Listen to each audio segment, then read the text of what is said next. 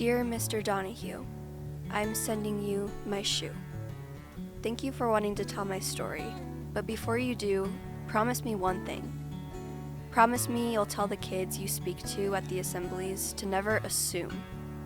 Don't assume a big smile means happiness. Don't assume winning means confidence. Don't assume a scholarship means someone feels secure. Back then, everyone thought I was winning in life.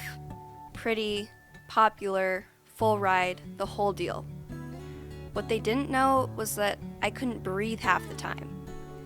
I would sit out in my car before school, heart racing, believing that if I didn't score that night, didn't perform, didn't prove myself, my value would be gone. I was exhausted, trying to earn the value that I already had. So yes, hold up my shoe and tell my story, but tell them what really matters. Not trophies, not perfection, not comparison. Tell them their value isn't something they chase. It's something they carry. And when they understand that, they stop competing for worth and start surviving, healing, and growing. I'm better now, not because I achieved more, but because I stopped performing for my value and started walking in it.